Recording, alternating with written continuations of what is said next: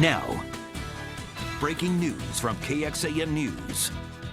And just into the KXAN newsroom, we've just learned Governor Rick Perry was indicted over withholding money from the Public Integrity Unit, which is housed inside the Travis County District Attorney's Office. Our Chris Sadeghi joins us live in the studio with the details now. Chris? Well, Shannon, we just got the indictment. We're reading through it. It names James Richard Rick Perry as the defendant and that he committed the following offenses: abuse of official capacity, when it says Perry intended to harm Rosemary Lehmberg and the Public Integrity Unit by knowingly misusing government property contrary to the oath of office that he took as a public servant. And that value exceeded $200,000. In this case, it was $7.5 million a year for the Public Integrity Unit in Travis County. The second count for coercion of a public servant is because Perry, according to the indictment, threatened to veto the legislation that had been approved and authorized to Texas to provide for that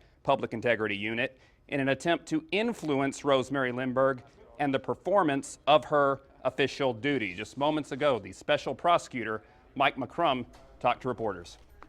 There's been an immense amount of work that has gone into my investigation up to this point. I have interviewed over 40 people that were related in some way to the events that happened.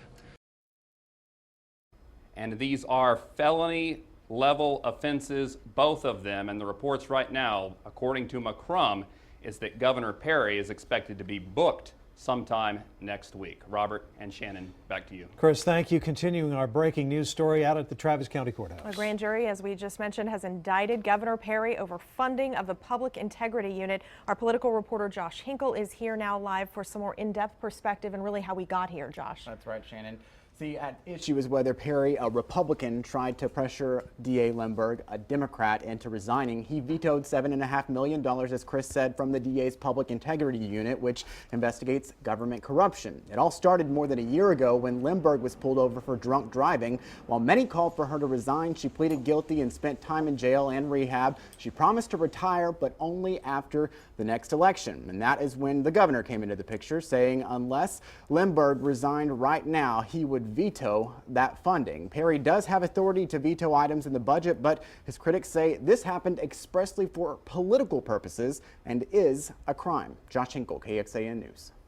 Josh, thank you. And KXAN's David Scott live at the Travis County Courthouse with more reaction from there. David?